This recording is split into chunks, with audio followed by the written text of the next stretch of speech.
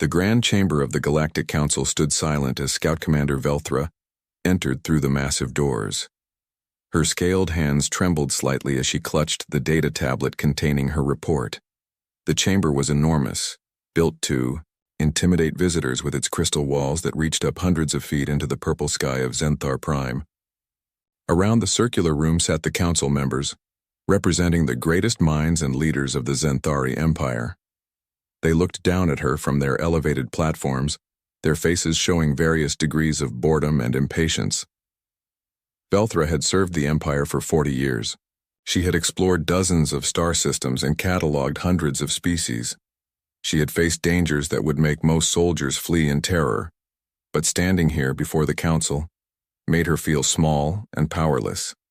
She knew what she was about to say would sound insane to them. She knew they would not believe her, but she had to try. High Chancellor Vormak sat at the highest platform, his ancient body barely visible beneath the ceremonial robes that marked his station. He had ruled the Empire for 300 years, and his face showed every one of them.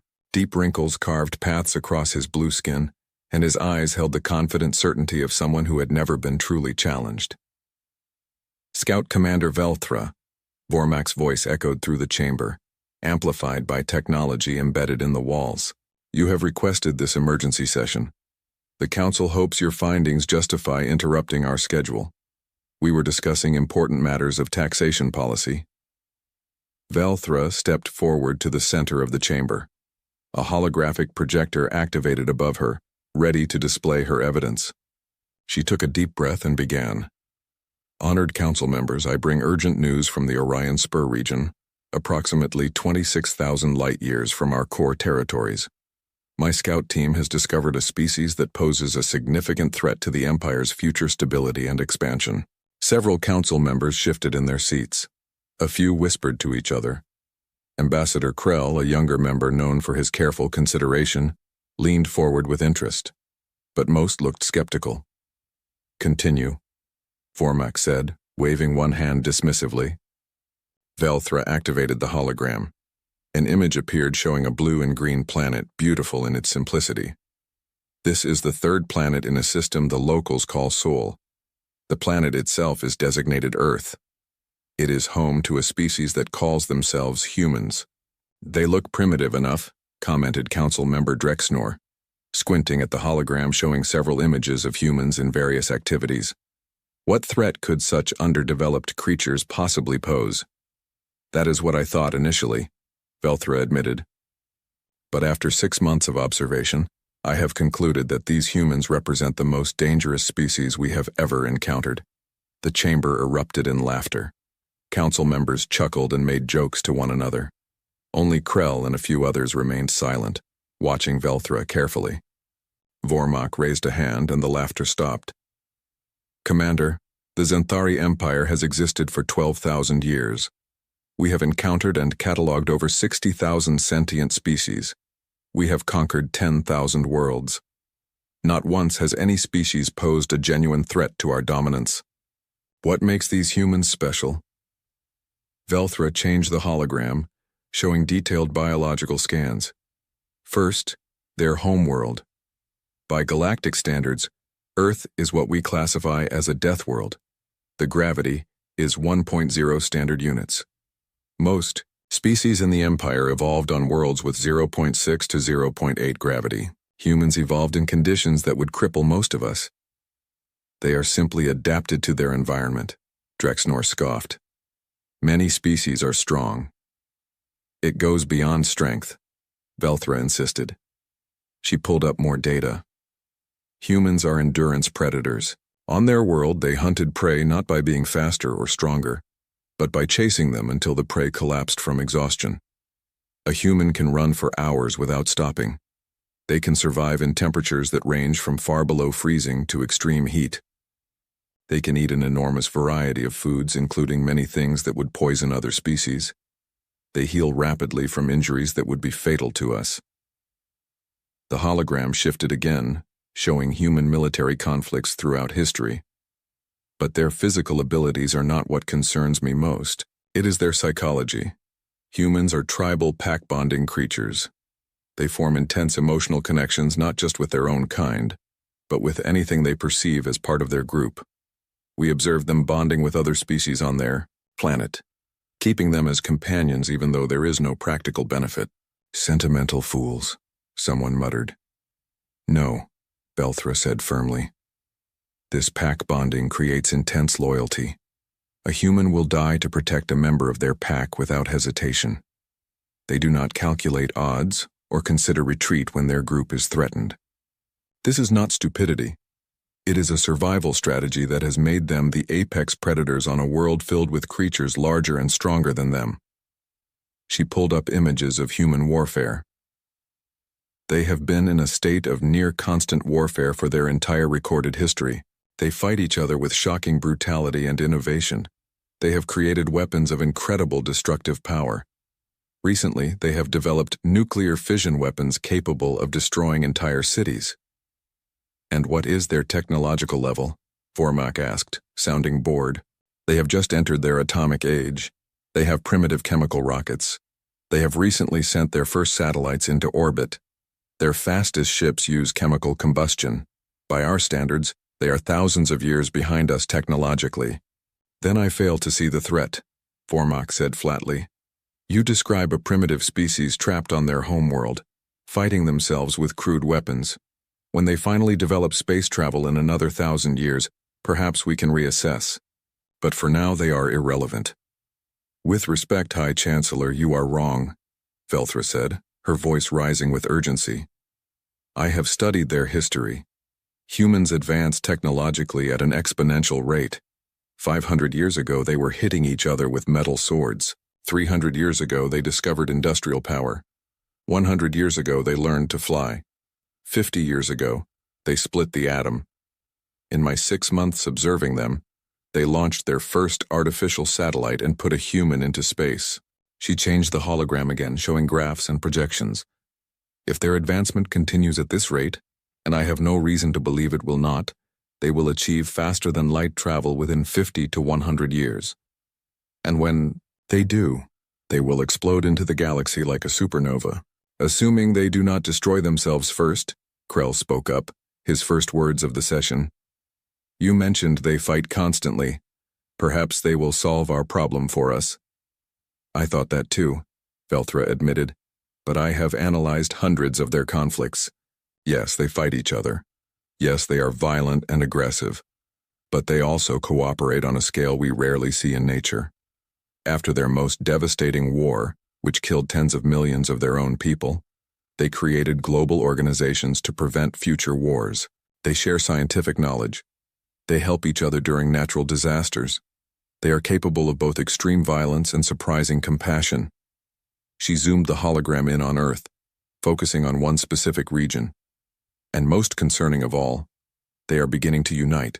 For most of their history, they were divided into thousands of small tribal groups. Over time, these consolidated into hundreds of nations. Now, those nations are forming alliances and unions. They are slowly, inevitably, becoming a unified species. When that happens, when billions of these persistence predators work together with singular purpose, nothing will stop them. The chamber was quiet for a moment. Then Vormak spoke, his voice dripping with condescension. Scout Commander Velthra, your service to the Empire has been noted. However, your conclusions are based on speculation and fear. You describe a species that might, possibly in the distant future, become advanced enough to be noticed by us. This is not a threat. This is barely worth the data storage to keep the report. But, High Chancellor. Silence. Vormak's voice cracked like a whip. The Zenthari Empire spans 1,000 star systems. Our fleets number in the tens of thousands. Our warriors are trained from birth. Our technology has been refined over millennia. And you expect us to fear a species that has not even left their homeworld? A species that fights with chemical explosives and metal projectiles? Velthra felt her heart sinking, but she pressed on. I recommend we establish a monitoring station in their system. We should track their development. And if they begin to approach faster than light capability, we should consider containment options. Containment? Drexnor laughed. You mean genocide. You want us to exterminate a species because you are afraid of what they might become. I want us to be prepared, Velthra said. I want us to understand what we might be facing. We have faced and defeated countless species, Vormak said, standing from his throne. His aged body straightened, and for a moment, Velthra could see the powerful leader he had once been. Species with natural armor, species with psychic abilities, species with technology we had to study for years to understand, and in every case we have prevailed. Not through fear and paranoia, but through confidence in our superiority. He gestured dismissively at the hologram of Earth. These humans, if they ever become relevant, will be just another species to catalog and incorporate into the Empire. If they resist, we will show them the futility of standing against us. But I will not waste council time or Imperial resources monitoring every primitive species that learns to make fire and swing clubs. They are more than that, Velthra said desperately. Please just read my full report. Study their history. See what I have seen. Your report will be filed in the archives, Vormak said, along with 10,000 other reports about species that never amounted to anything. This session is concluded. High Chancellor, I beg you, this session is concluded. Vormak's voice boomed through the chamber. And Scout Commander Velthra, your paranoia and alarmist conclusions are noted in your service record. You are hereby reassigned to dock patrol duty in the Outer Territories. Perhaps time away from exploration will help you regain perspective. Velthra felt her career crumbling around her. Dock patrol was a punishment detail, given to soldiers who had failed or embarrassed the military. But she made one final attempt. In 50 years, when humans arrive in ships of their own, remember this day. Remember that I warned you. In 50 years, Vormak said coldly, I will still be sitting on this council, and you will be a forgotten footnote in some dusty file. Dismissed. Velthra was escorted from the chamber by guards.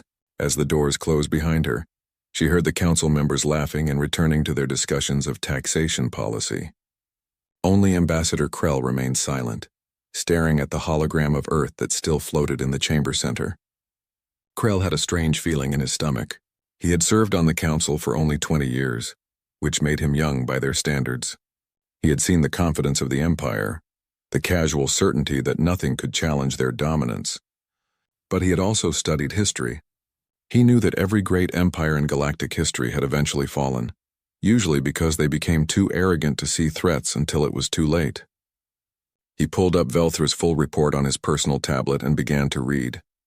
The more he read, the more concerned he became. Everything she said was backed by solid data and careful observation. These humans were remarkable in ways that should concern anyone paying attention.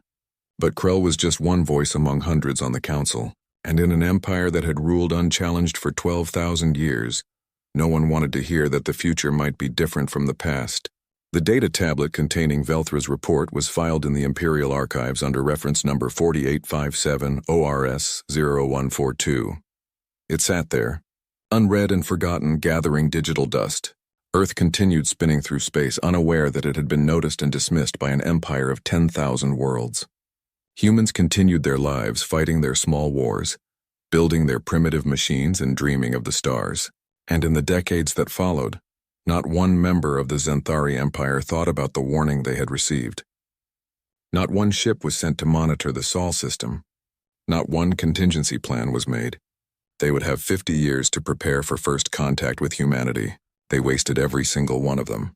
50 years had passed since Scout Commander Velthra stood before the Galactic Council and delivered her warning. The Empire had forgotten about the primitive species called humans, if most people had ever known about them at all. The report remained buried in the archives, and Velthra herself had retired to a quiet colony world after decades of boring dock patrol duty. But in the Sol system, everything had changed. Humanity had reached for the stars with both hands and pulled themselves upward through sheer determination and innovation. The same species that had been testing primitive chemical rockets 5 decades ago now possessed functional faster-than-light drives. The breakthrough had come from a combination of human theoretical physics and discoveries made in the Kuiper Belt, where strange particles behaved in ways that suggested space itself could be folded. The first human colony ship, christened the New Horizon, had left Earth 15 years earlier. It carried 10,000 colonists to Proxima Centauri, the closest star system to Sol. More ships followed. Humanity spread outward like a wave, establishing colonies on worlds they considered marginal but livable. These were planets that the Xanthari Empire had surveyed and dismissed as too hostile or resource-poor to bother with. Humans did not care. They terraformed. They adapted. They built underground cities on frozen moons and floating platforms on gas giants. They were not looking for paradise worlds. They were looking for room to grow. Admiral Sarah Chen stood on the bridge of the Terran Defense Force flagship Indomitable, watching the scanner readouts with careful attention. She was 53 years old with silver streaks in her black hair and eyes that had seen too much but missed nothing. She had commanded defensive fleets for 20 years, ever since humanity made first contact with an alien species and realized they were not alone in the universe. That first contact had been peaceful. A Xanthari merchant ship had stumbled across a human mining operation in an asteroid belt and been shocked to find the system inhabited by FTL-capable beings. The merchant captain had filed a report, which had worked its way slowly through Imperial bureaucracy. And now, 2 years after that first contact, the Empire had finally sent an official delegation. "Admiral, the Xanthari fleet is approaching the rendezvous point," reported Lieutenant Marcus Webb, her tactical officer. 50 ships, heavy cruiser class and above. "They are maintaining weapons-ready status," Sarah frowned. A delegation of 50 warships seemed excessive for a diplomatic mission. But she kept her voice calm. "Maintain defensive posture. Launch no weapons, but keep our railguns charged and missiles ready." "Yes, Admiral." The human fleet numbered only 20 ships and they were smaller than the Xanthari vessels. But Sarah had studied every bit of intelligence humanity had gathered on Xanthari technology. She knew their weaknesses. She knew their tactics. And she knew that humans had one advantage the Xanthari might not expect. Humans were willing to take risks that no rational species would consider. The communication channel opened, and a holographic image appeared on the bridge. It showed a Xanthari commander in ornate armor, his blue skin marked with the ritual scars of high rank. His expression was one of casual superiority. "I am Fleet Commander Zarthon of the Xanthari Imperial Navy. I am here to present terms to your government." Sarah smiled politely, though inside she felt a surge of anger at the commander's tone. "I am Admiral Sarah Chen of the Terran Defense Force. We welcome diplomatic contact with the Xanthari Empire. Perhaps we should arrange for our respective ambassadors to meet." "That will not be necessary," Zarthon said dismissively. "The Empire's position is simple. Your species has been expanding into territory claimed by the Empire for thousands of years. This is unacceptable. You will immediately cease all colonization efforts and accept protectorate status under Imperial authority." Sarah's smile did not waver, but her eyes went cold. "Could you explain what protectorate status entails?" "Your species will be granted the privilege of Imperial protection. In exchange, you will pay annual tribute, accept Imperial governors on your worlds, and restrict your technological development to levels approved by the Council. Your military will be disbanded. Your expansion will cease. These are generous terms for a species so new to galactic civilization."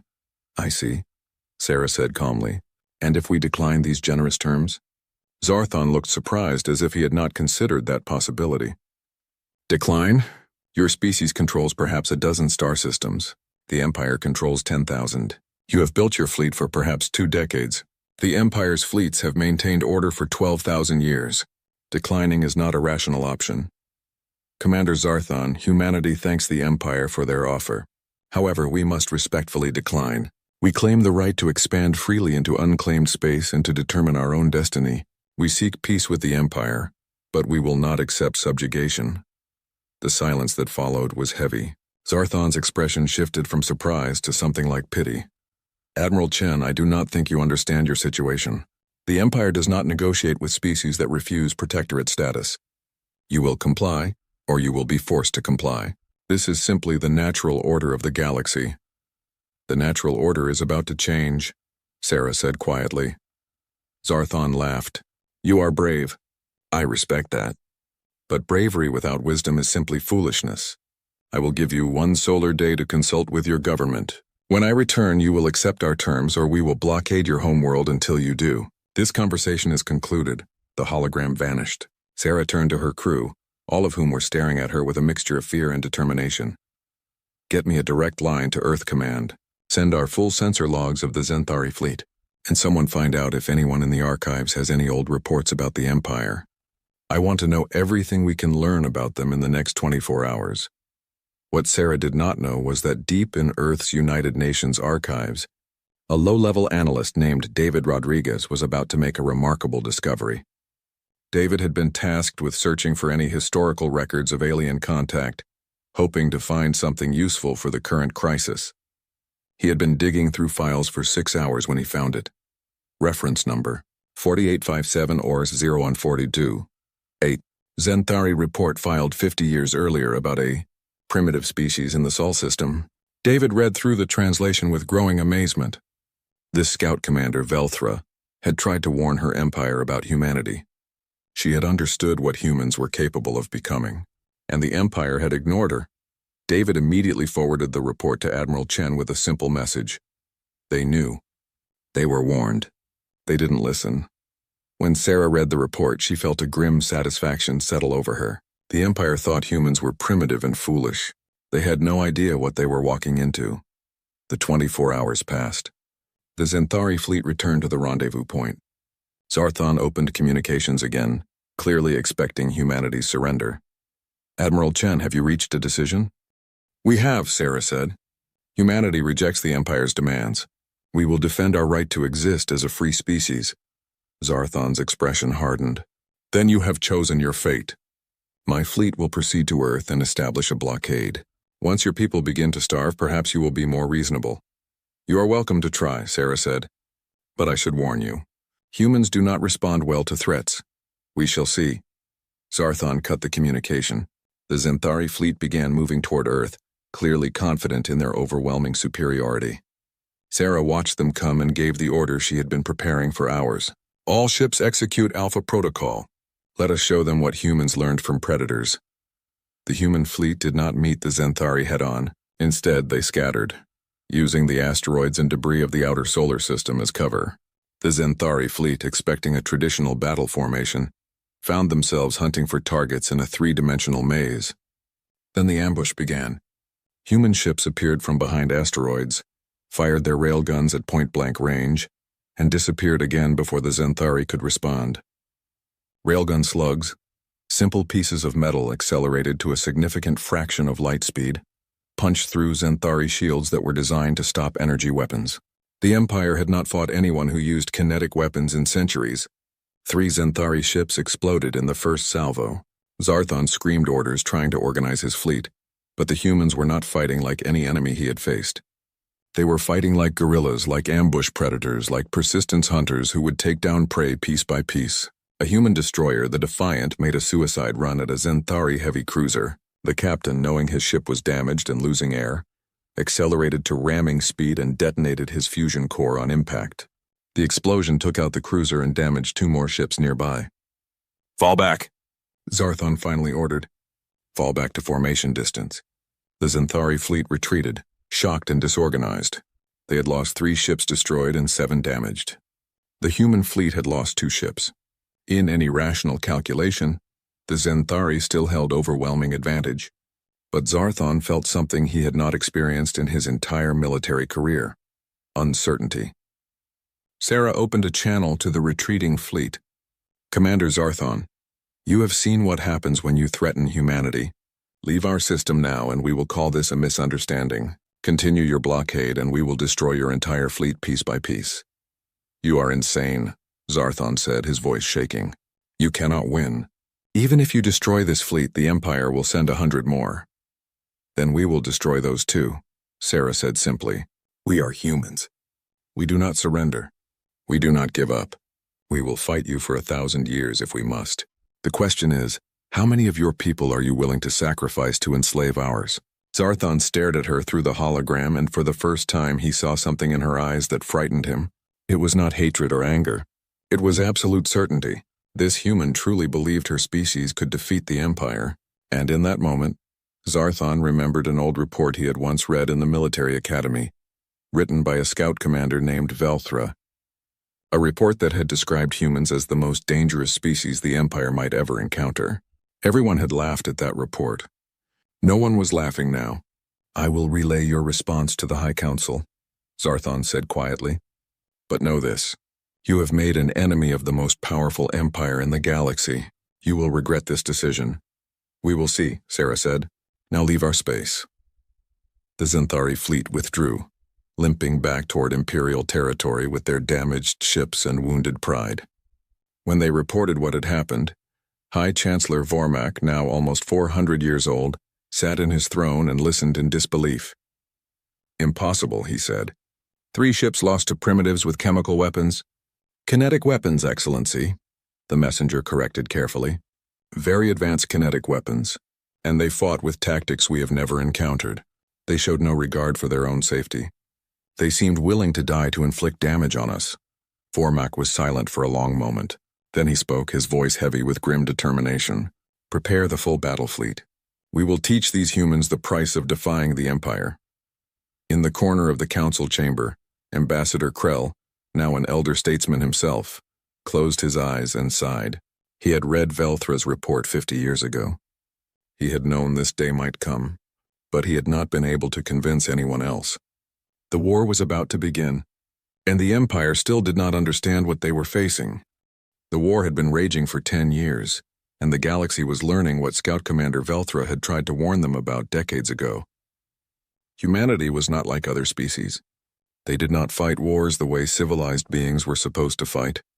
They fought like cornered animals, like wounded predators, like a force of nature that could not be reasoned with or stopped.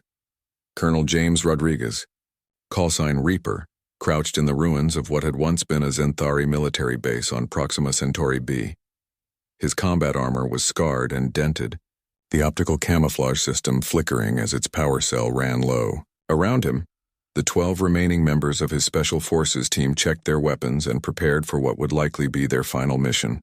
They had been behind enemy lines for 3 months. The Xanthari Empire had captured Proxima Centauri 2 years into the war, and they had held it ever since despite humanity's best efforts to retake it. The planet had become a symbol for both sides. For the Empire, it represented their inevitable victory. For humanity, it represented their refusal to give up even a single inch of ground. Reaper, this is Overwatch, crackled the voice in his helmet. The signal was weak. Bounced through 3 relay satellites to avoid Xanthari detection. Target confirmed. The Xanthari are bringing in their new fleet commander for an inspection tour. High-value target.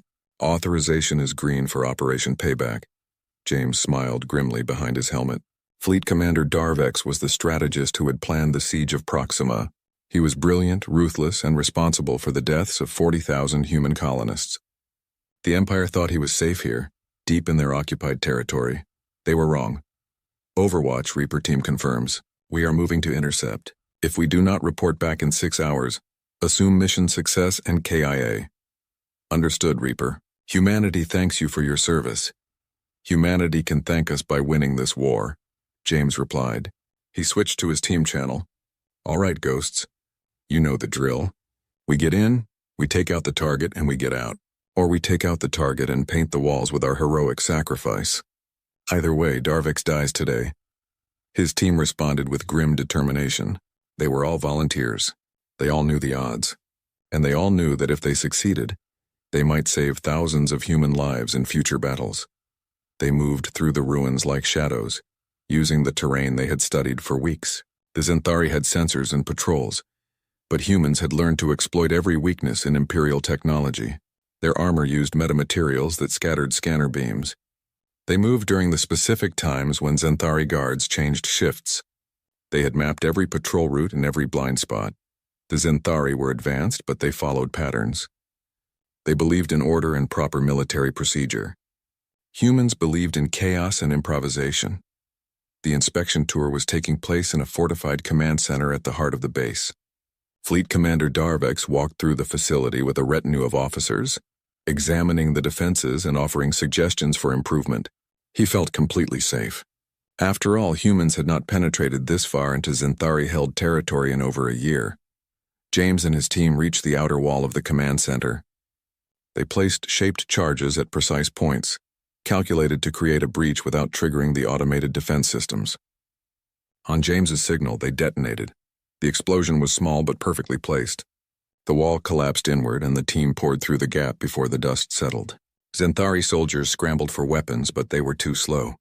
Human reflexes, honed by evolution on a high-gravity death world, were faster. James's rifle fired in controlled bursts, each shot finding its target with lethal precision. His team spread out, securing the corridors with brutal efficiency. They had trained for this. They had practiced this exact scenario 100 times. Darvex heard the commotion and tried to flee to a secure room, but James was already there. The two locked eyes for a brief moment. The Zenthari commander's expression showed shock and disbelief. How had humans penetrated so deep into his fortress? For Proxima, James said simply, and pulled the trigger. The mission took less than 5 minutes from breach to exfiltration. James's team extracted the way they had come, moving fast before Zenthari reinforcements could respond. They made it to the rendezvous point where a stealth shuttle waited, engines already hot. 3 team members did not make it.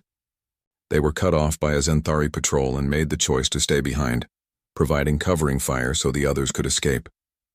James heard their final transmissions as the shuttle lifted off. "Reaper, this is Ghost 3, we are not getting out of this. Tell my family I love them, and tell the Empire to go to hell." The transmission ended in weapons fire and explosions. James closed his eyes, added 3 more names to the list of people he would never forget, and reported mission success to Earth Command. The death of Fleet Commander Darvex sent shockwaves through the Zenthari military. He was the 3rd high-ranking officer assassinated by human special forces in the past year. The Empire's commanders began to realize that nowhere was safe, that humans could strike anywhere at any time. The psychological impact was enormous, but the war was far from over. If anything, it was escalating. On the bridge of the Zenthari flagship Eternal Glory, Scout Commander Velthra stood next to High Marshal Krenzak and watched the tactical display. She had been recalled from retirement 6 years into the war, when the Empire finally realized they needed officers who understood humanity. She was now a senior strategic advisor, and she took no satisfaction in being proven right.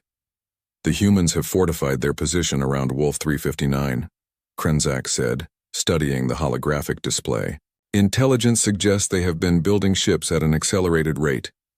Their industrial capacity has increased by 400% since the war began. That is what they do," Velthra said quietly. "They adapt. They improve.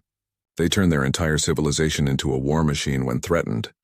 We will break them at Wolf 359, Krenzak said confidently. "I have assembled a fleet of 600 ships. They have perhaps 150 defending the system. The mathematics are clear." "The mathematics mean nothing when fighting humans," Velthra warned. "Have you studied their tactics at Mars? At Europa? At Titan? I have studied all their battles. They fight with courage and innovation, I grant you. But courage cannot overcome a 4-to-1 numerical advantage." Velthra wanted to argue further, but she knew it would be pointless. The Empire's military leadership still believed they could win through superior numbers and technology. They still did not understand what they were fighting. The Battle of Wolf 359 began 3 weeks later. The Zenthari fleet entered the system in perfect formation, a textbook display of Imperial military might. Sensors detected the human fleet waiting near the system's second planet, holding a defensive position. Krenzak smiled. "They are going to make a stand. Good. We will crush them in a single engagement and break their will to fight." The Zenthari fleet advanced. The human fleet held position, weapons charging. At optimal firing range, both sides opened fire simultaneously. What happened next would be analyzed in military academies for generations. The human fleet's first volley was not aimed at the Zenthari ships. It was aimed at the star itself. At specific points on the stellar surface where solar storms were already forming, the missiles detonated, triggering a cascade reaction that sent a massive coronal mass ejection toward the Zenthari fleet. The wave of charged particles and electromagnetic radiation hit the Imperial ships before they could react. Shields flickered and failed. Communication systems were disrupted. Sensors went blind. And in that moment of chaos, the human fleet attacked. They did not stay in formation. They scattered into small groups, each one independent and autonomous. They attacked from multiple vectors simultaneously, targeting command ships and breaking the Zenthari formation into fragments. Human pilots flew their ships in patterns that violated every rule of space combat, using maneuvers that subjected them to gravitational forces that would cripple most species. A Zenthari heavy cruiser fired its main cannon at a human destroyer, only to watch the destroyer accelerate directly into the beam, using its forward armor and electromagnetic shielding to absorb the hit long enough to get into point-blank range.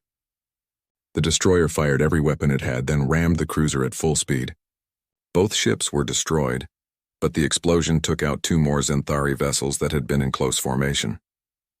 They are insane, Someone shouted on the Eternal Glories bridge. They are deliberately destroying themselves. They are trading one ship for 3 or 4 of ours, Velthra said grimly. By their calculation, that is an acceptable exchange rate. Admiral Sarah Chen, now commanding the human defense fleet from the carrier Resolute, watched the battle unfold with calm satisfaction. This was exactly what she had planned. The Zenthari thought in terms of preserving ships and minimizing casualties. Humans thought in terms of winning at any cost. All squadrons execute Pattern Omega, she ordered. Show them what desperation looks like. Human fighters, small craft that the Zenthari barely considered threats, began suicide runs against Imperial capital ships. They were equipped with fusion warheads and piloted by volunteers who knew they were not coming back. Each fighter that made it through point defense took out a ship 1,000 times its size. The Zenthari fleet began to break. Ships retreated without orders. Commanders who had never faced a real threat in their careers panicked when they realized their ships were dying, despite their technological superiority. The perfect Imperial formation dissolved into chaos. Krenzak stared at the tactical display in horror. This is not possible. We had 4-to-1 numerical superiority. We have superior technology. How are we losing? Because you still do not understand them, Velthra said. She felt tired and old. They are not fighting to preserve their fleet. They are fighting to preserve their species. There is no sacrifice too great, no loss too heavy. They will spend every ship, every pilot, every bullet if it means survival. The Battle of Wolf 359 ended with the Zenthari fleet in full retreat. They had lost 300 ships. The humans had lost 90. By any rational analysis, both sides had suffered catastrophic casualties, but only one side considered it a victory. News of the defeat spread through the Empire like a virus. For the first time in 12,000 years, the Zenthari people began to question whether the war was winnable. Protests erupted on the homeworlds. Families mourned soldiers who had been sent to fight an enemy they did not understand. On Earth, in the human colonies, there was no celebration. 90 ships meant nearly 30,000 dead crew members. But there was grim determination. They had proven they could face the Empire and win. The question was whether they could sustain the losses. High Chancellor Vormak called an emergency session of the Council. He stood before them, his ancient body shaking with rage and fear. We must commit more resources. Build more ships. Conscript more soldiers. The humans must be defeated, whatever the cost. Ambassador Krell, now one of the senior council members, stood to speak. High Chancellor, perhaps it is time to consider an alternative. We could sue for peace, recognize human sovereignty. End this war before it destroys us both. Peace? Vormak's voice was venomous. Peace with the species that has killed hundreds of thousands of our citizens? Peace with beings who fight like rabid animals? No, we will crush them. We will grind them into dust. And then we will make an example of their world so that no other species ever dares defy us again. Then we are lost, Krell said quietly, because humans will never surrender, and we cannot afford to fight them forever. But Vormak was beyond reason. He ordered the construction of 1,000 new ships.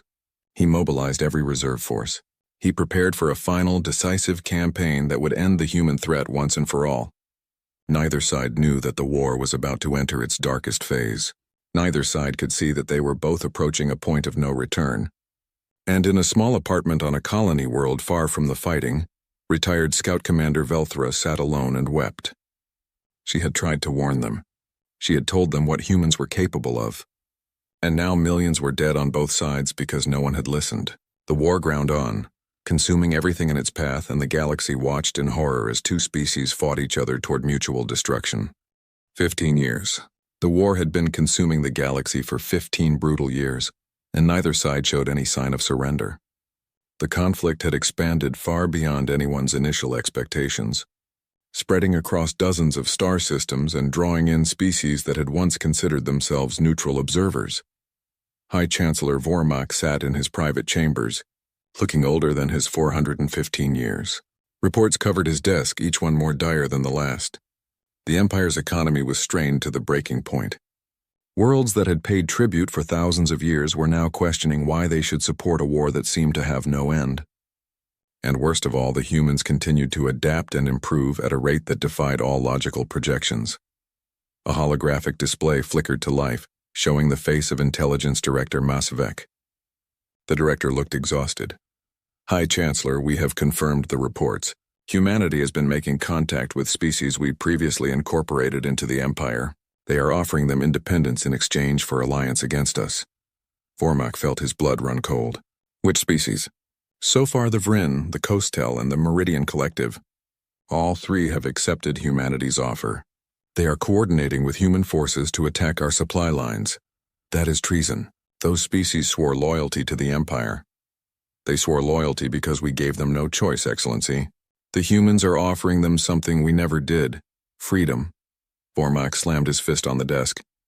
"Seal all communication with those systems. Send battle fleets to bring them back into compliance. Make examples of their leadership. Excellency, we do not have enough ships. Our fleets are stretched across 40 active war zones. If we pull ships from one front to handle these rebellions, the humans will exploit the weakness. Then conscript more. Build more. Do whatever is necessary." Masavec hesitated before speaking again. "Excellency, there is something else. Our intelligence has discovered that humanity is constructing something in a hidden shipyard in the Kuiper Belt of their home system. The facility is massive, possibly the largest construction project they have ever undertaken. We do not know what they are building, but given the resources they are dedicating to it, we must assume it represents a significant threat. Send a fleet to destroy the facility." "We tried, Excellency, 3 times. Each time, human defenses have pushed us back. Whatever they are building, they consider it vital enough to dedicate half their military to protecting it." Vormak stood and walked to the window, looking out over the capital city of Zenthar Prime. The streets below were filled with mourners wearing the traditional blue cloths of grief. Every family in the Empire had lost someone to the war. The grand buildings and monuments that had stood for thousands of years now felt like tombstones marking a dying civilization. "How did it come to this?" Vormak whispered. "We are the Zenthari Empire. We have ruled the galaxy since before most species learned to make fire. How are we losing to beings who were primitive savages just 50 years ago?" "Because they learn, Excellency," came a voice from the doorway. Ambassador Krell entered without being announced, his face grim. "They learn from every battle. They analyze every tactic we use and develop counters. They steal our technology and improve it. They turn our own strategies against us. And most importantly, they never give up. I did not send for you, Ambassador. No, but the Council did. They sent me to deliver a message, sue for peace. End this war before the Empire tears itself apart." "Never," Vormak said, his voice hard as steel. "I will die before I show weakness to those animals." "Then you will die and you will take the Empire with you," Krell said. "Excellency, I have studied every war in recorded history. Do you know what all failed empires have in common? They refused to recognize when they could no longer win. They fought until they had nothing left to fight with. We can still win. One decisive battle. One overwhelming show of force. We have been saying that for 15 years. After every defeat, we claim the next battle will be different. But it never is. The humans keep finding ways to survive, and we keep losing ships we cannot replace." The argument was interrupted by alarms blaring throughout the government complex. Both men rushed to the communication center, where military staff were frantically working at their stations. "What is happening?" Vormak demanded. "Excellency, we are detecting massive hyperspace signatures, multiple fleets emerging from FTL near the outer system. Counting, at least. By the stars, there are over 500 ships. Whose ships?" The officer's voice trembled as he answered. "Human, Excellency. And Vrin and Kostel, and a dozen other species. They are broadcasting on all frequencies. They are demanding our surrender." Vormak felt the room spin around him. "That is impossible. The humans cannot have that many ships. Our intelligence said—" "Our intelligence was wrong," Krell said quietly. "This is what they were building. Not just ships, but an alliance. While we focused on destroying them, they were uniting the galaxy against us." The holographic display activated, showing the face of Admiral Sarah Chen. She looked older now, her hair completely gray, but her eyes held the same determined fire they had 15 years ago. "High Chancellor Vormak, I am Admiral Sarah Chen of the Terran Coalition. I am speaking to you from the bridge of the TCS Unity, flagship of the largest Allied fleet ever assembled. We are here to end this war. You dare attack our homeworld? Vormak shouted. This is an act of barbarism. This is an act of necessity, Sarah replied calmly. You have refused every offer of peace. You have continued to attack our colonies and our allies. You have forced us to bring the war to your doorstep. But even now, even after everything you have done, we offer you one final chance. Surrender. Disarm your fleets. Accept a peace treaty that guarantees the sovereignty of all species, including your own. Or we will do what you tried to do to us. We will destroy your ability to wage war. I will never surrender to you.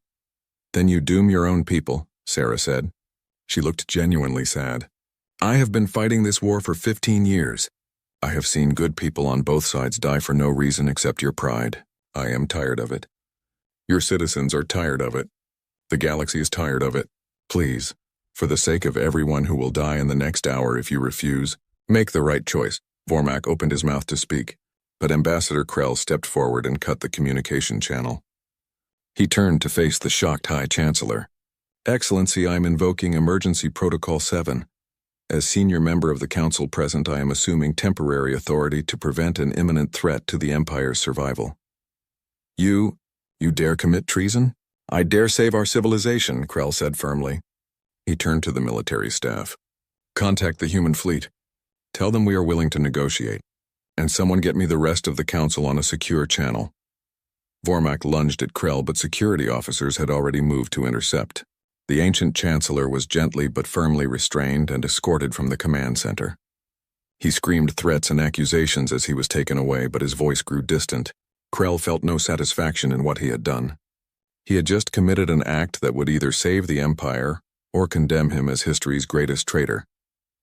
But as he looked at the tactical display showing the combined fleet of hundreds of ships representing dozens of species, all united under human leadership, he knew there was no other choice. The Zenthari home fleet moved to intercept the Allied forces, but their heart was not in it. Word of Krell's action had spread instantly through the military. Commanders who had been fighting a losing war for 15 years suddenly had permission to stop. One by one, Zenthari ships began standing down, powering down weapons and requesting negotiation. A few loyalist commanders tried to continue the fight, but they were quickly overwhelmed or ordered to surrender by their own crews. The sailors had families on the planet below. They had no desire to see their homeworld become another battlefield. The Battle of Zenthar Prime, which could have been the bloodiest engagement in galactic history, ended before it truly began. Not with a bang, but with the quiet acceptance that the old order had finally ended. Negotiations took place on a neutral station hastily constructed in orbit. Admiral Sarah Chen sat across a table from Ambassador Krell, now acting as the Empire's sole representative. Between them lay the terms of surrender. These terms are remarkably generous, Krell admitted, reading through the document. You are not demanding tribute or reparations. You are not occupying our worlds. You are simply asking for mutual recognition and non-aggression. We are asking for peace, Sarah said. That is all humanity ever wanted. We did not start this war, Ambassador. We do not want to continue it. We just want to exist without someone trying to conquer us. What about the other species? The ones you liberated from our control? They are free to govern themselves. If they want to rejoin a reformed empire that treats them as equals rather than subjects, that is their choice. If they want to join the Terran Coalition, that is also their choice. Freedom means having options. Krell signed the treaty with a heavy heart. He knew that back on Zenthar Prime, there would be those who called him a coward and a traitor. But he also knew that he had saved billions of lives. I read a report once, Krell said as he handed the signed document back to Sarah. 50 years ago, a scout commander named Velthra tried to warn us about your species. She said you were the most dangerous beings in the galaxy. We laughed at her. She was right to warn you, Sarah said. We are dangerous, but not in the way you thought. Our danger is not in our weapons or our ships. It is in our refusal to accept that might makes right. It is in our belief that all beings deserve freedom and dignity. That is the idea that will change the galaxy. It already has, Krell said quietly. News of the treaty spread across the galaxy at the speed of light. On Earth, celebrations erupted in every city. On the human colonies, people wept with relief that their children would not have to fight anymore. On Xanthari worlds, the reaction was mixed. Some felt shame at their defeat. Others felt relief that the dying would finally stop. High Chancellor Vormak, under house arrest in his palace, refused to acknowledge the treaty. He spent his final days writing bitter letters about betrayal and weakness, letters that no one read. He died 2 years later, never accepting that his empire had fundamentally changed. Scout Commander Velthra, now ancient and frail, received a visit from Admiral Sarah Chen herself. The human admiral traveled across the galaxy to meet the Xanthari, who had tried to warn her people 50 years earlier. "I read your report," Sarah said, sitting beside Velthra's bed. "You understood us before we even understood ourselves." "I tried to warn them," Velthra said, her voice weak. "I told them you would be dangerous. You were right. We were dangerous. We still are. But you were also wrong about one thing." "What is that?" "You thought we would be a threat. But we could have been allies all along. If your empire had approached us with respect instead of demands, we would have gladly joined the galactic community. All of this death, all of this suffering could have been avoided." Velthra closed her eyes, a tear running down her scaled face. "I know, I am sorry. I tried to prevent this, but I failed." "You did not fail," Sarah said gently. "Your warning was heard eventually. It just took a war to make people listen. But because of you, because you tried, there are beings alive today who understand that fear and respect are not the same thing." Velthra died peacefully that night, her conscience finally clear. The galaxy would never be the same. 20 years had passed since the treaty was signed, and the galaxy had transformed in ways that would have seemed impossible during the darkest days of the war. The Xanthari Empire still existed, but it was no longer the dominant force that had ruled unchallenged for 12,000 years. It had become one power among many, and perhaps more importantly, it had learned humility. Ambassador Krell, now elderly even by Xanthari standards, walked slowly through the halls of Unity Station, the massive space station that served as the headquarters of the Terran Coalition. The station was a marvel of cooperative engineering, built by a dozen different species working together, each contributing their unique strengths. Xanthari gravity technology, human structural engineering, Vrin energy systems, and Costel computing had all been integrated into a structure that represented something new in galactic history. True cooperation. Krell had been appointed as the Xanthari Empire's permanent ambassador to the Coalition 5 years ago, after serving as High Chancellor for 15 years. He had spent those years reforming the Empire, transforming it from a military dictatorship into something closer to a representative government. It had been painful work, and he had made many enemies among the old guard. But the alternative had been watching the Empire collapse entirely. He entered the council chamber where the Coalition's leadership was gathering for an emergency session. The room was designed to accommodate dozens of different species, with varying atmospheric needs, gravity preferences, and sensory requirements. It was chaotic compared to the orderly Xanthari council chambers of old, but Krell had come to appreciate the chaos. It meant everyone had a voice. Admiral Sarah Chen, now Fleet Admiral of the entire Coalition Defense Force, stood at the central podium. She was 73 years old, and the decades of war and peace had etched deep lines in her face. But her eyes were still sharp, and her voice still carried the authority that had once rallied humanity against impossible odds. "Thank you all for coming on short notice," Sarah said as the chamber settled. 23 hours ago, our deep space monitoring network detected something unprecedented.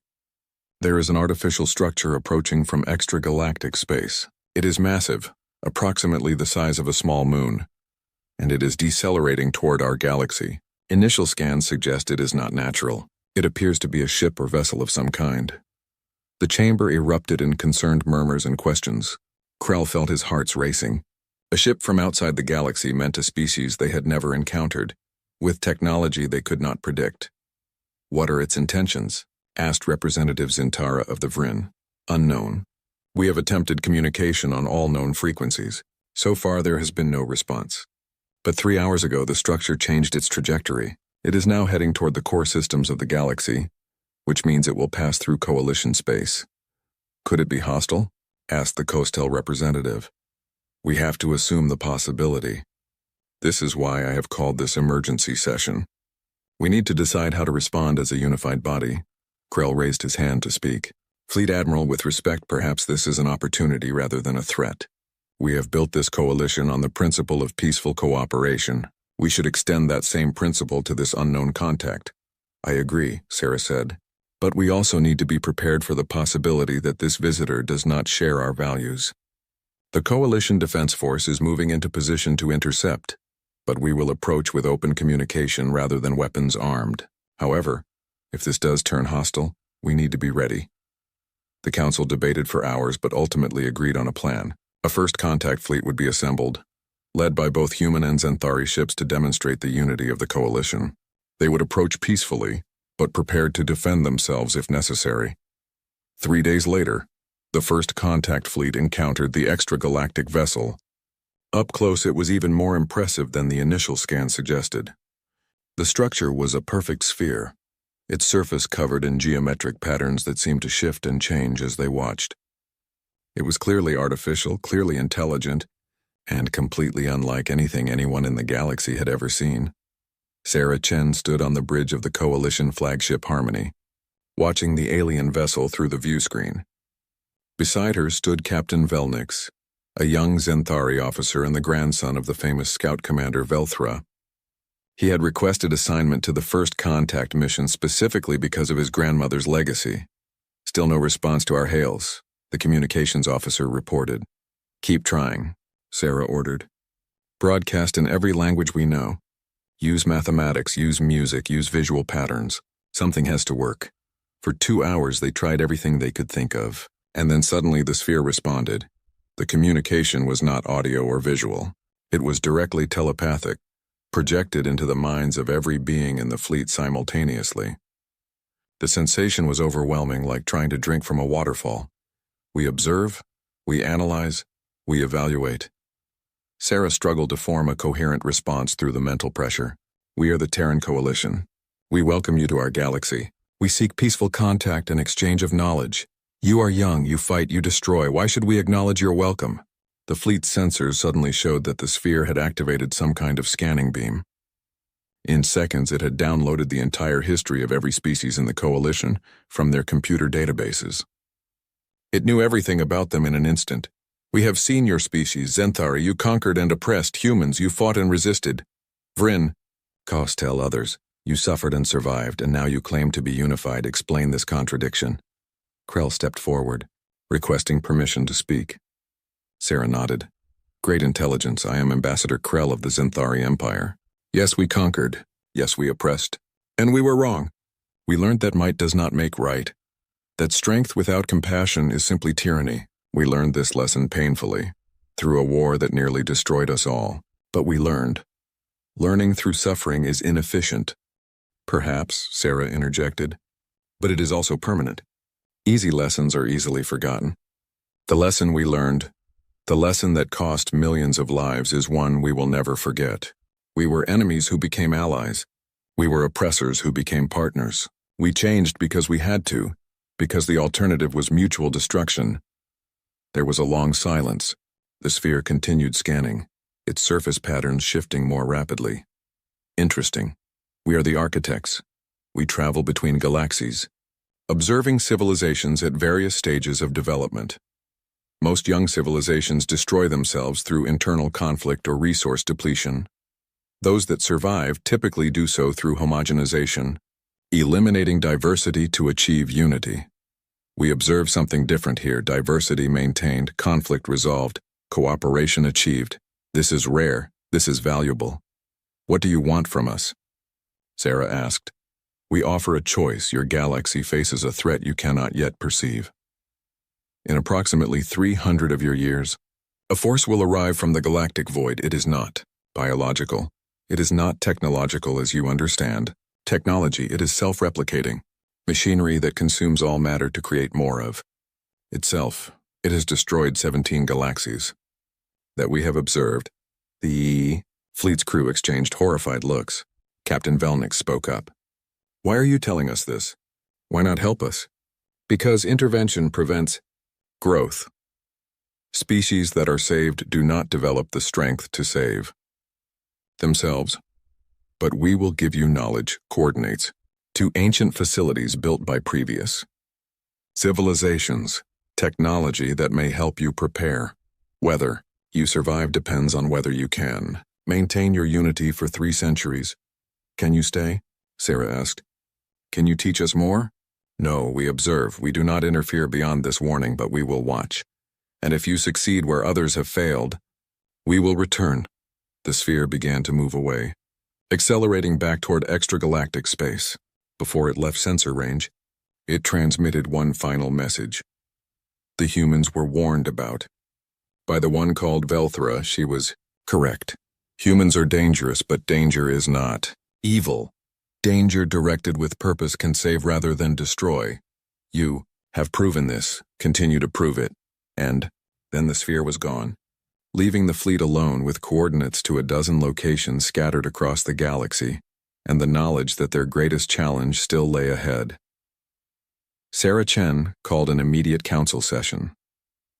The coordinates led to ancient structures, some of them millions of years old, left behind by civilizations that had faced the same threat. The technology they found would take centuries to understand and implement. It would require resources beyond anything they had ever attempted. It would require every species in the galaxy working together toward a common goal.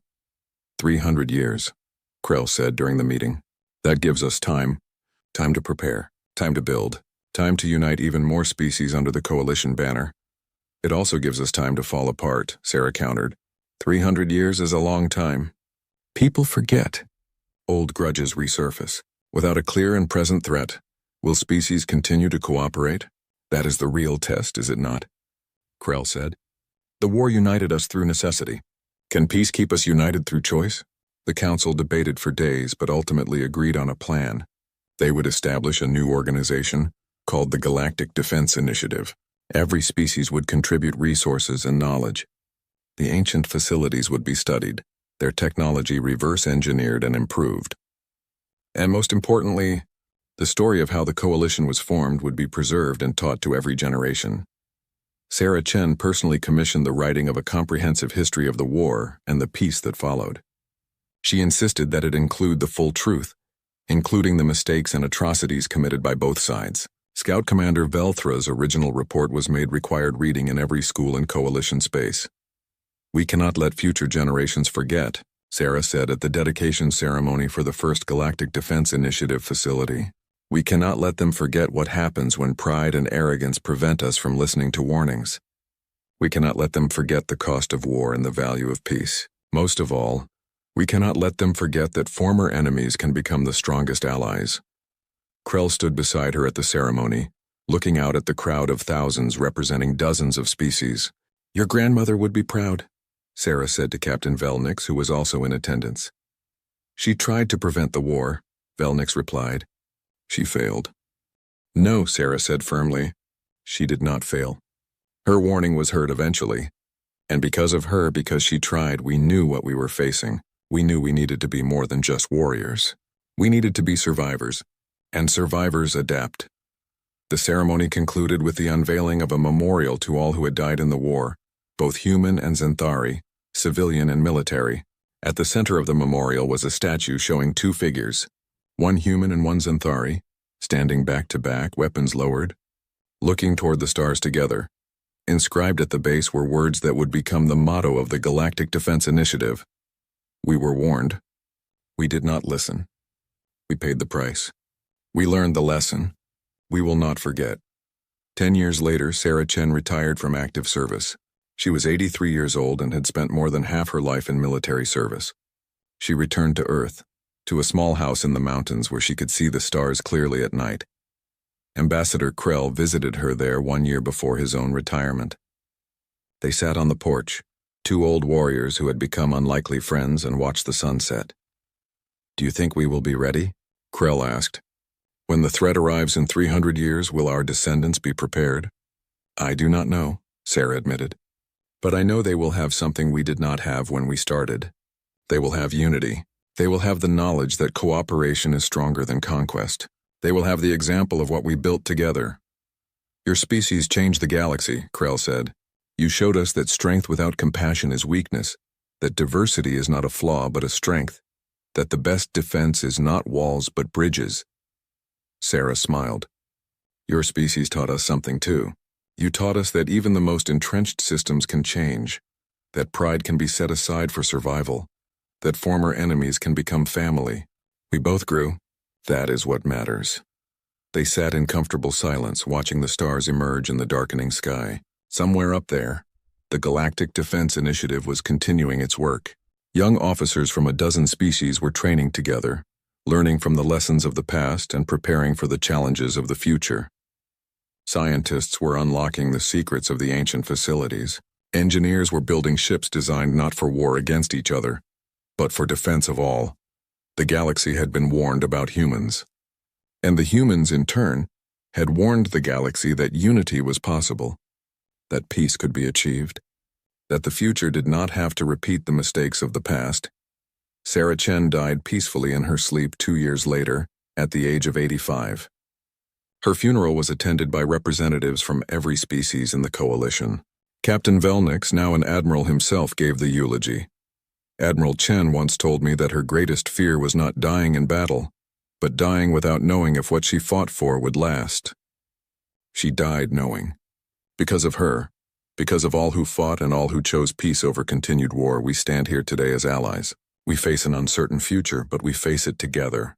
That is her legacy. That is all of our legacy. Ambassador Krell died 3 years after that at the impressive age of 420. His last words were reported to be, "Tell them I learned. Tell them we all learned. Tell them to remember." The galaxy remembered.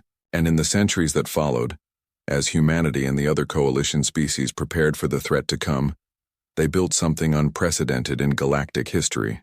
Not an empire of conquest, but a community of cooperation.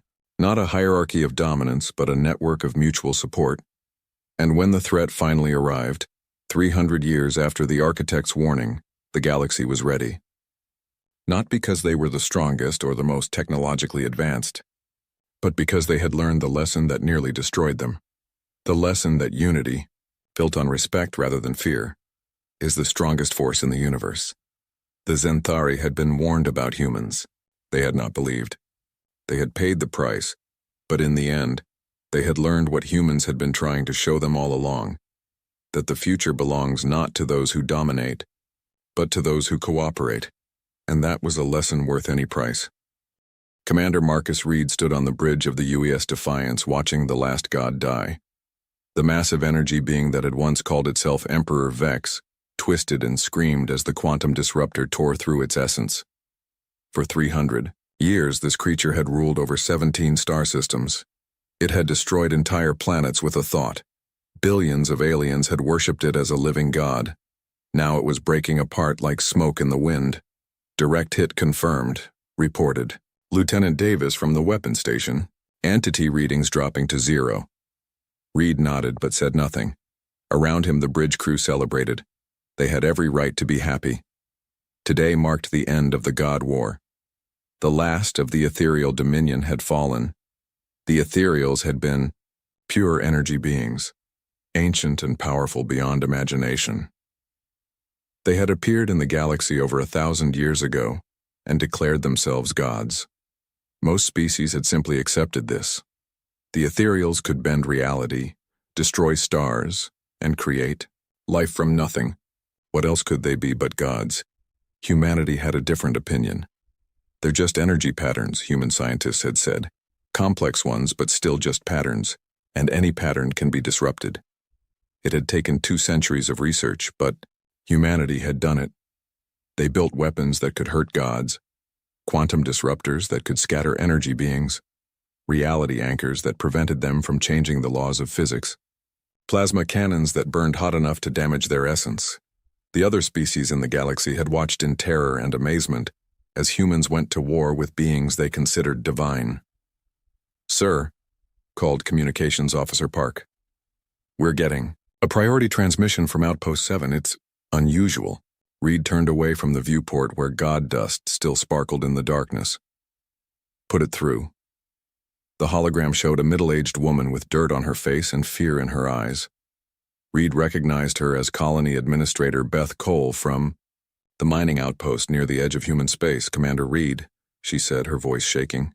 Thank God you're alive. We need help, but it's not what you think. We have pirates, yes, but they're...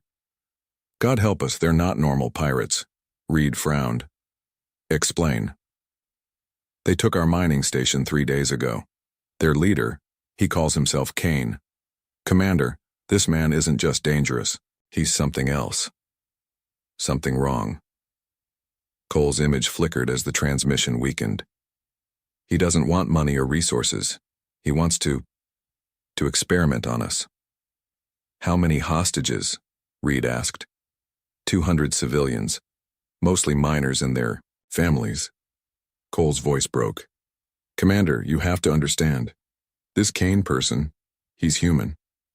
But he talks about humans like we're some kind of predator species. He says we proved it by killing gods. Reed felt a chill run down his spine. Where are you transmitting from? Hidden shelter beneath the main colony. Kane knows we're here. He's letting us broadcast. He wants you to come. Specifically, you. He knows about the God War. About what you did. The transmission cut to static.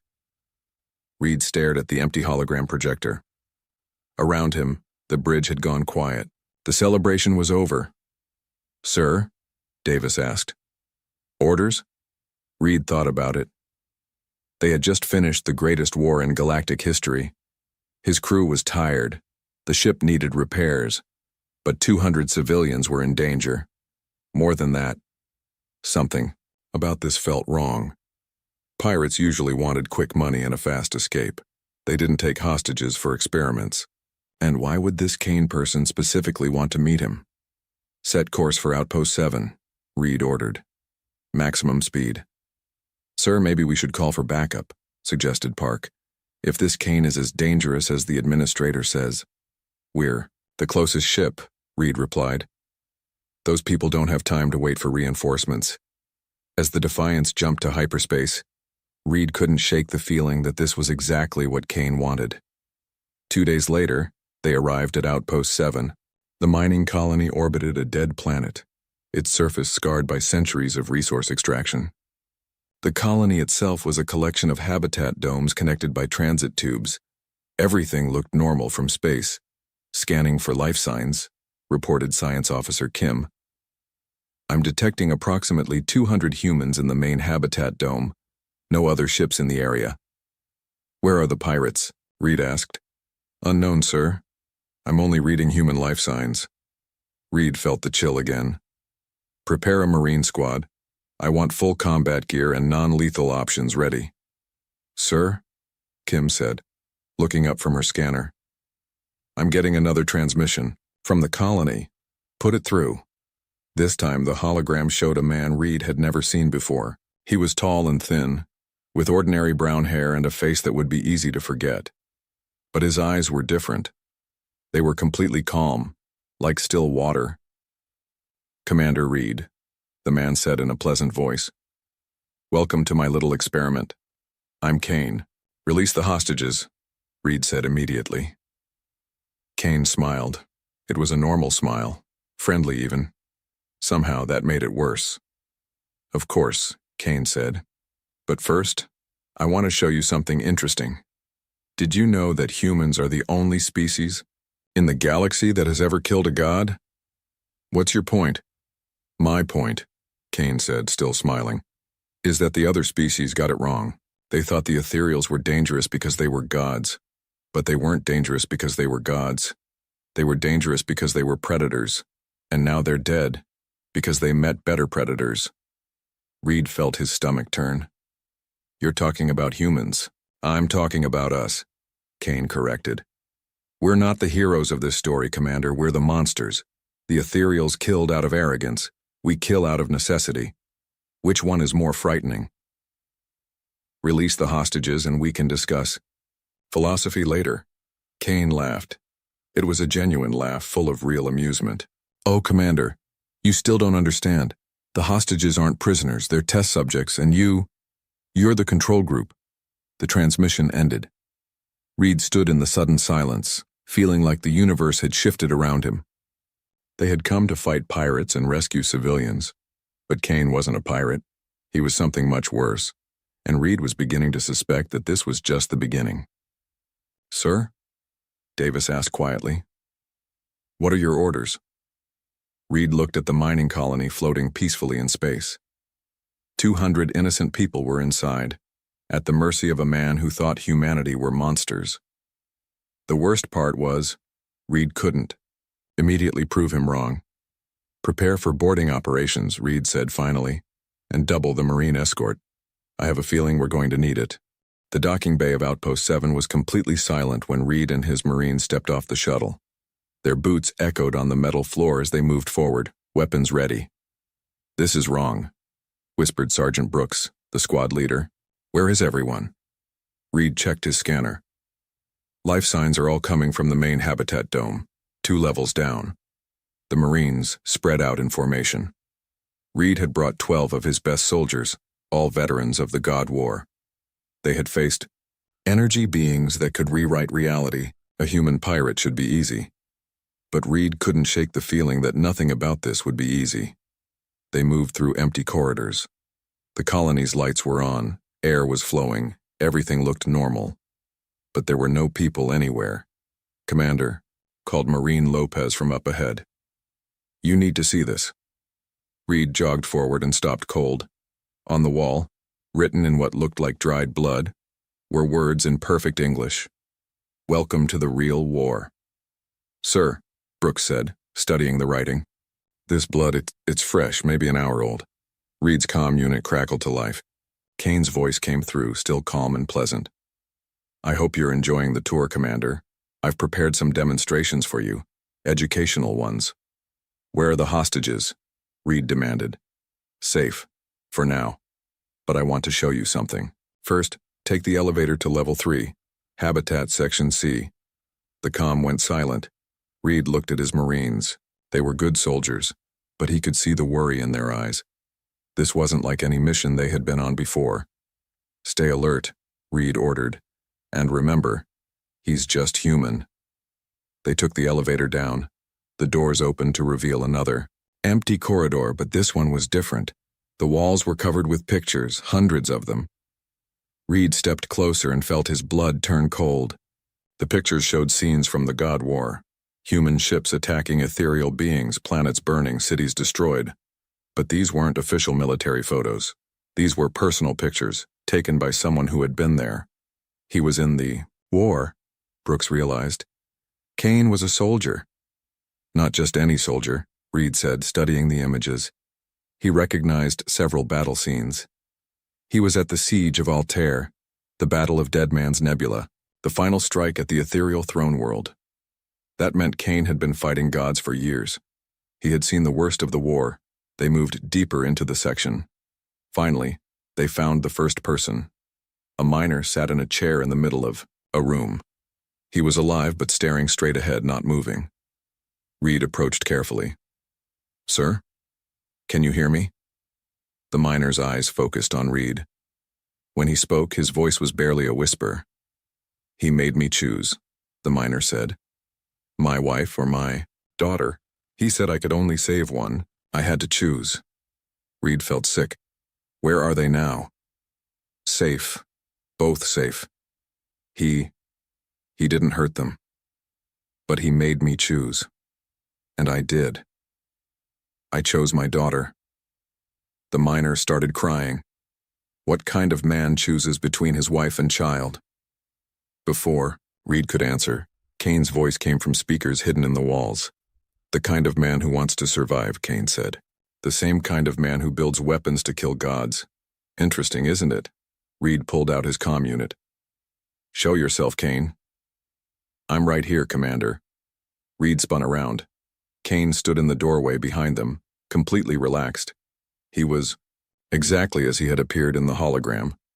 Average height, ordinary face, calm eyes. But now Reed could see something else. Kane moved wrong, too smooth, too controlled, like a predator pretending to be prey. "Weapons down," Kane said pleasantly. "Take him," Reed ordered. The Marines opened fire immediately. Stun blasts filled the air, but Kane was already moving. Reed had seen many things in the God War. He had watched ethereals dodge energy blasts that moved at light speed. But he had never seen a human move like Kane. Kane flowed between the stun blasts like water. He picked up a metal pipe from the floor and used it to deflect shots back at the Marines. 3 soldiers went down in the first 5 seconds. Sergeant Brooks tried to tackle Kane. Kane stepped aside and struck Brooks in the neck with surgical precision.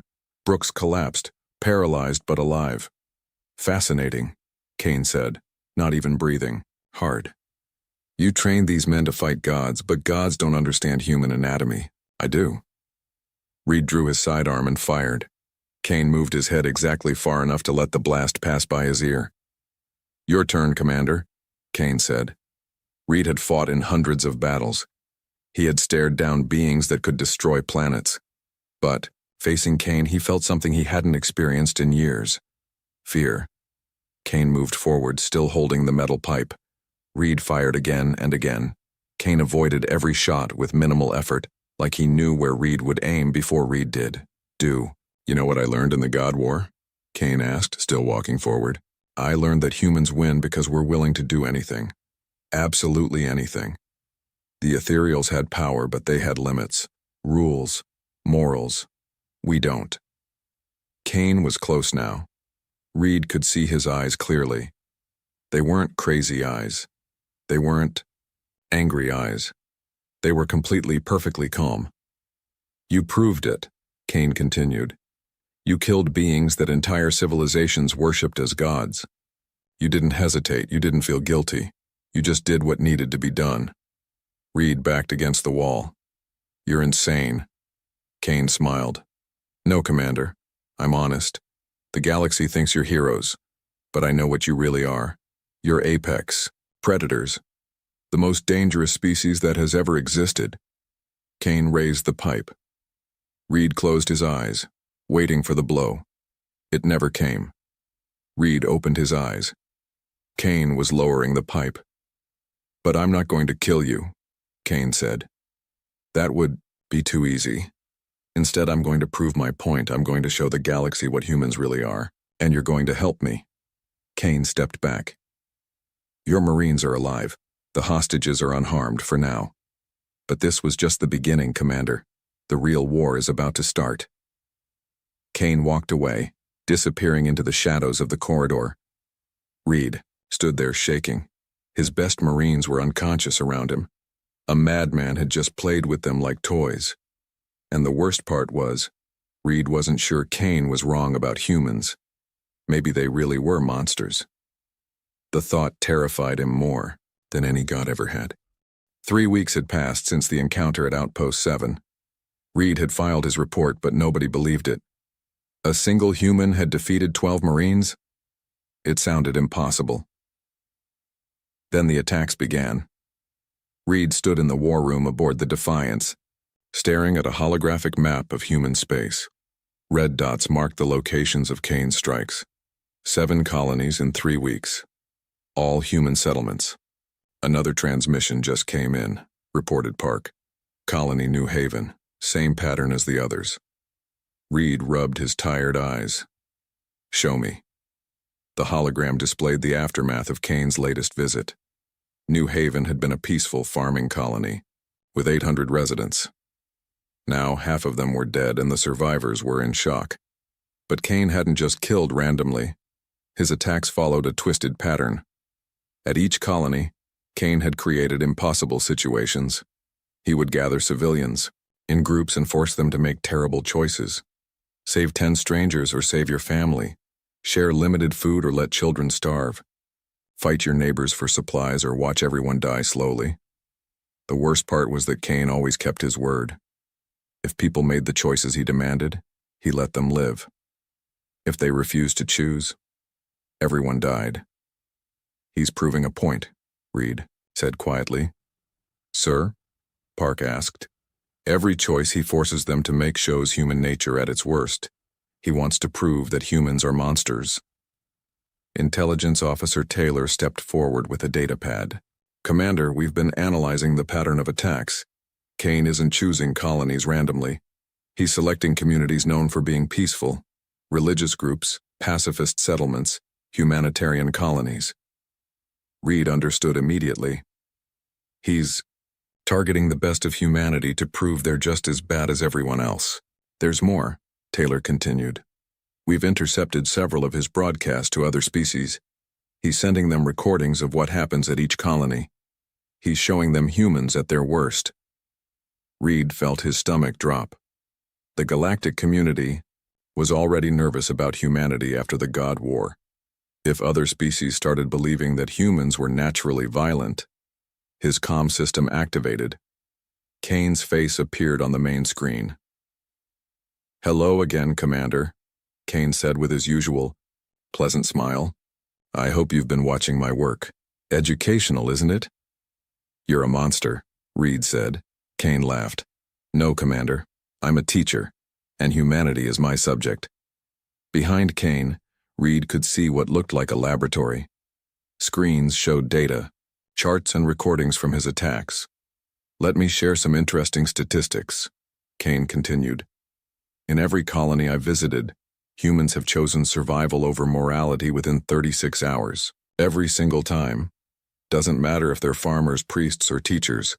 When faced with death, humans become predators. You're forcing them into impossible situations." "I'm creating natural selection," Kane corrected, "the same process that made humans strong enough to kill gods. Do you want to know what I learned during the God War, Commander?" Reed said nothing, but Kane continued anyway. "I learned that humans don't win because we're brave or noble. We win because we're willing to sacrifice anything to survive. Other species have honor codes, religious beliefs, moral limits. We don't. That's our strength." The screen shifted to show recordings from Kane's attacks. Reed watched in horror as ordinary people turned on each other when faced with starvation, neighbors fighting over water, parents abandoning children to save themselves. "The ethereals ruled for 1,000 years, Kane said. "But they had weaknesses. They believed some things were sacred. Some lines shouldn't be crossed. Humans don't have those limitations."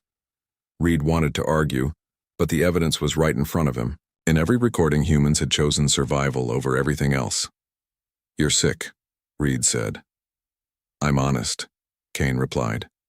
"I'm showing the galaxy what you really are. What we really are. The greatest predators ever born." The transmission changed, again.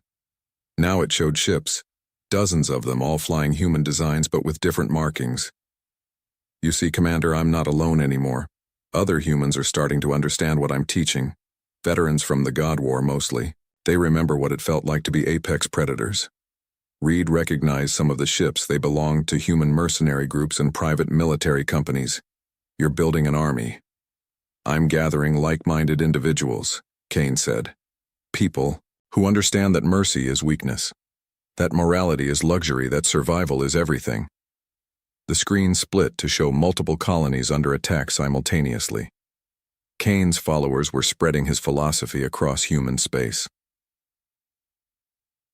"The alien species are starting to notice," Kane continued. "They're remembering that humans killed their gods. They're wondering if they should be grateful or terrified." Reed's blood ran cold. He had been so focused on stopping Kane that he hadn't considered the bigger picture. Kane wasn't just attacking human colonies. He was systematically destroying humanity's reputation in the galaxy. "What do you want?" Reed asked. Kane's smile grew wider. "I want truth, Commander. I want the galaxy to see humans as we really are, not as heroes or liberators, but as the most dangerous species alive." "And then what?" "Then we'll see what happens when the prey tries to fight the predator," Kane said. "It should be quite educational." The transmission ended. Reed stood in silence, his mind racing. Kane was right about one thing. Every species in the galaxy owed their freedom to humanity's victory over the ethereals. But if they started seeing humans as a threat instead of saviors— "Sir," Park said quietly, "we're receiving priority transmissions from several alien governments. They're concerned about recent human activities." Reed closed his eyes. "It was starting," The galaxy was beginning to fear humanity. His comm system activated again. This time it was Admiral Foster from Fleet Command.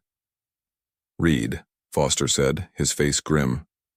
"We have a problem. 3 alien species have formally requested that we explain recent human actions.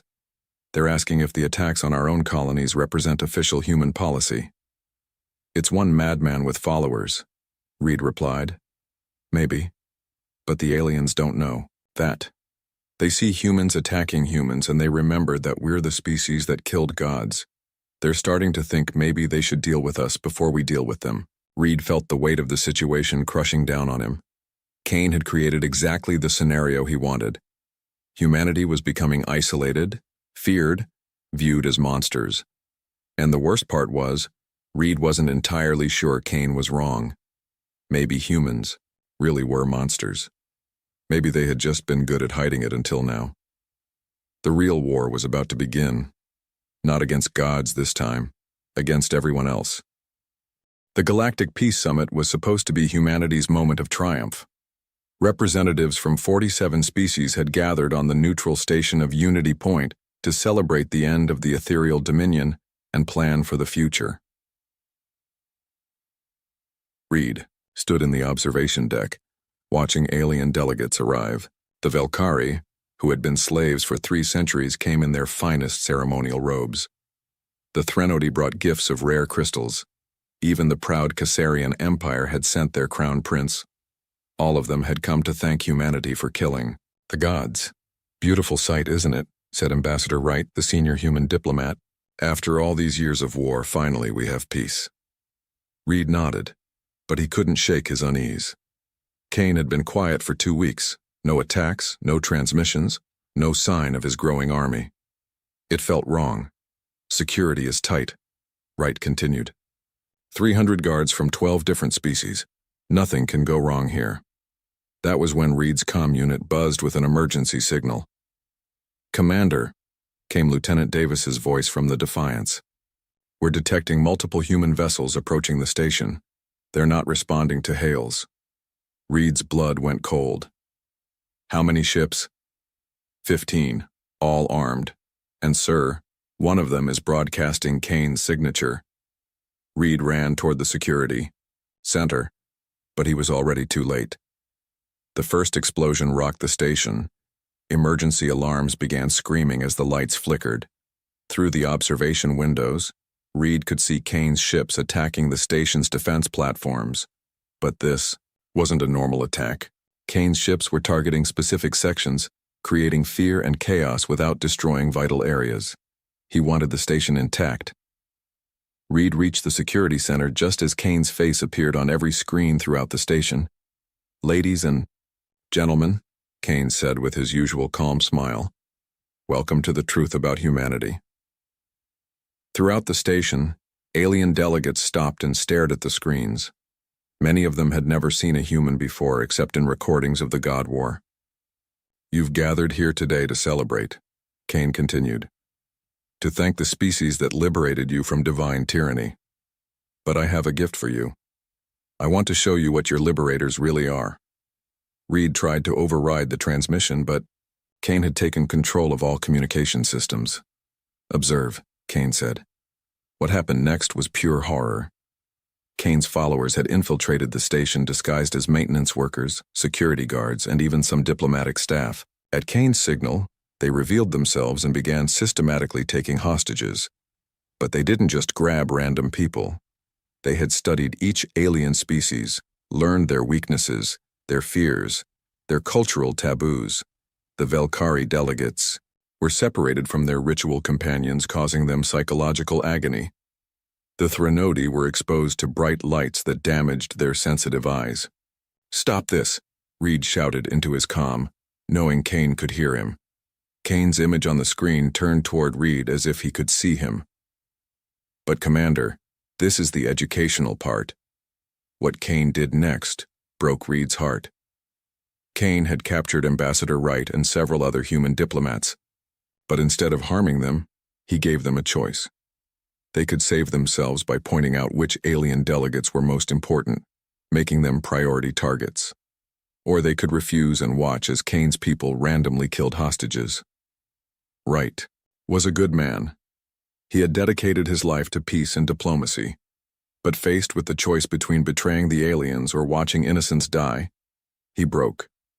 "The Caesarian prince," Wright whispered. He's the most important politically." Kane smiled. "Thank you for your honesty." Within minutes, Kane's people had surrounded the Caesarian delegation. The prince, a being that looked like a golden insect, trembled as human soldiers pointed weapons at him. "You see?" Kane broadcast to the entire station. "Your heroes, your liberators, will sacrifice anyone to save themselves, just like they sacrificed entire ethereal civilizations to win their war." Reed watched in horror as the same scene played out across the station. Human diplomats, faced with impossible choices, began identifying which aliens were most valuable as hostages. Scientists pointed out military leaders. Trade officials identified economic targets. Every choice proved Kane's point about human nature. "Please," came a transmission from the Velkari ambassador. "We came here in peace. We trusted you." Kane's image addressed the alien directly. "Trust is dangerous when dealing with predators. Humans didn't free you out of kindness. They freed you because the ethereals stood in their way. Now that the gods are dead, what do you think will happen next?" Reed realized Kane's true plan. This wasn't just about taking hostages or causing chaos. Kane was systematically destroying every relationship humanity had built with other species. The alien delegates, watching humans betray them in real time, began to panic. The Threnody ambassador sent an emergency transmission to his fleet. The Velkari representatives huddled together, speaking in terrified whispers about human treachery. "You're destroying everything," Reed said into his comm. Kane's image smiled. "I'm revealing everything. Tell me, Commander, if you had to choose between saving one human or 10 aliens, what would you choose?" Reed opened his mouth to answer, then stopped. The horrible truth was, he wasn't sure. "That's what I thought," Kane said. The situation got worse. Kane's followers began forcing human and alien delegates to compete for limited resources. Food, water, medicine, everything became a choice between human survival and alien survival, and humans kept choosing themselves. Reed watched as years of careful diplomacy crumbled in hours. Species that had celebrated humanity's victory over the gods now saw humans as a bigger threat than the ethereals had ever been. The final blow came when Kane released all the hostages. He didn't kill anyone. He didn't need to. The damage was done. "This has been educational," Kane announced as his ships prepared to leave. "But this is just the beginning. The galaxy now knows what humans really are. Let's see how they respond." As Kane's fleet departed, Reed stood among the wreckage of human diplomacy. Alien delegates were evacuating as quickly as possible. Emergency transmissions were already going out to their home worlds. The message was clear. Humanity was not to be trusted. Within hours, 3 species had recalled their ambassadors. Within days, trade agreements were being canceled. Within a week, several alien governments had begun discussing a defensive alliance, not against the ethereals this time. Against humanity, Kane had won. He had turned humanity's greatest allies into their greatest enemies. The real war was about to begin, and humanity would be fighting alone. Reed realized with growing horror that Kane might have been right all along. Maybe humans really were monsters, and maybe the galaxy was right to fear them. 6 months after the Unity Point massacre, the galaxy was at war again. Reed stood on the bridge of the Defiance, watching enemy ships fill the space around Kepler Colony. But these weren't ethereal vessels. They were ships from 12 different alien species, all united by one goal: destroy humanity before humanity destroyed them. "Incoming transmission," reported Park. "It's the Velkari fleet commander." The hologram showed Ambassador Vec, the same alien who had once thanked humanity for killing the gods. Now his ceremonial robes were replaced by military armor. "Commander Reed," Vec said, his voice filled with sadness. "We take no pleasure in this war, but humanity has shown its true nature. You are too dangerous to exist alongside peaceful species. Reed wanted to argue, but he couldn't find the words. In 6 months, humanity had become everything Kane said. They were. Colonies were arming themselves against alien neighbors. Human military commanders were talking about preemptive strikes and necessary aggression. The same species that had freed the galaxy was now preparing to conquer it. We don't want this war, Reed said. Neither did we, Vec replied. But Kane showed us what happens when we trust predators. The transmission ended. Immediately, the alien fleet opened fire. Reed had fought many battles, but this was different. These aliens weren't trying to conquer humanity. They were trying to survive humanity. Their attacks were desperate, terrified, like animals fighting for their lives. The battle raged for hours. Human ships were better armed, but they were outnumbered 10-1. Reed watched his fleet slowly being torn apart by beings who had once called them heroes. "Sir," Davis called out, "we're being hailed by another human ship. It's Kane." Reed's blood froze. "Put him through." Kane's face appeared on the screen. He was aboard a human battleship, but Reed could see alien prisoners in the background. Kane had been capturing enemy soldiers and conducting his experiments on them. "Beautiful, isn't it?" Kane said, watching the battle. "Humanity at war again. This is what we were meant for, Commander. Not peace, not diplomacy. War." "You started this war," Reed accused. "I revealed this war," Kane corrected. "It was always coming. The moment humans killed their first god, this was inevitable. You can't have apex predators and prey species living in the same galaxy." Reed realized Kane was right. Even without Kane's interference, this war would have happened eventually. Humanity was too powerful, too aggressive, too willing to do anything to survive. The other species would have noticed eventually. "So what now?" Reed asked. Kane smiled. "Now we finish what we started. We don't just defeat them, Commander. We prove that we're the only species that deserves to inherit the galaxy. I won't be part of genocide." "You already are," Kane said. "Every alien ship you've destroyed today, every colony you've defended, every choice you've made to save humans, instead of aliens. You're already proving my point." Reed looked around his bridge. His crew was human. His loyalty was to humanity. When forced to choose between human and alien lives, he had chosen human every time.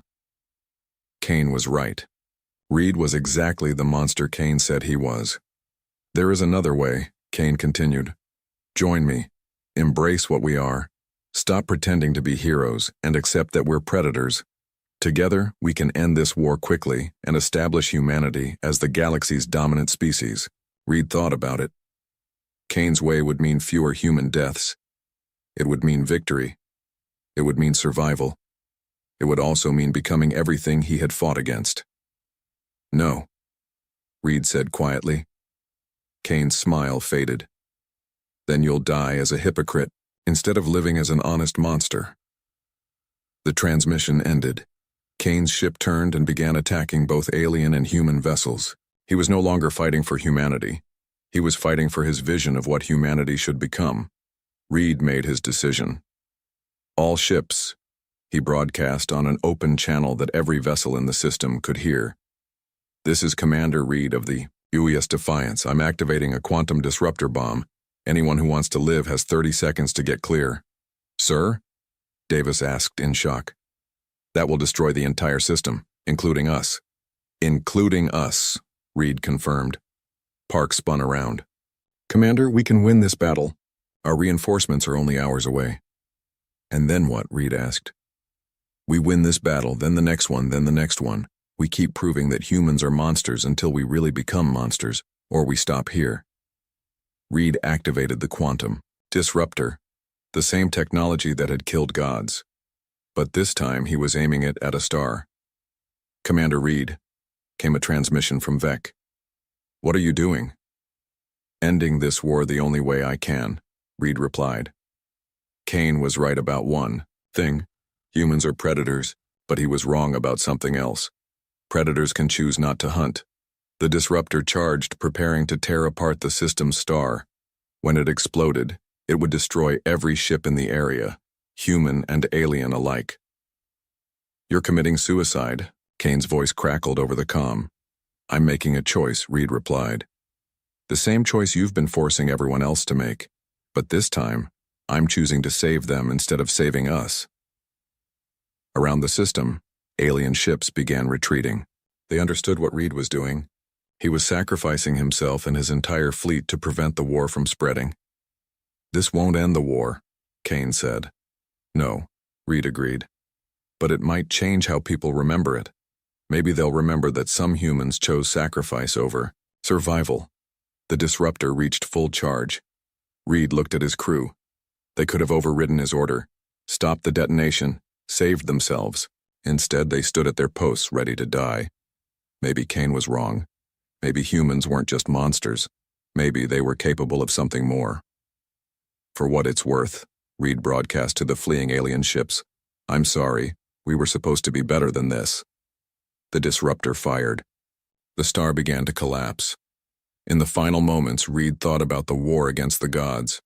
Humanity had won that war through determination, ingenuity, and ruthless efficiency. They had proved they could kill anything, even divinity itself. But they had never proved they could choose not to kill. Reed smiled as the light consumed everything. Maybe that was enough. Maybe choosing to die instead of becoming monsters was the most human thing of all. The explosion was visible from 3 star systems.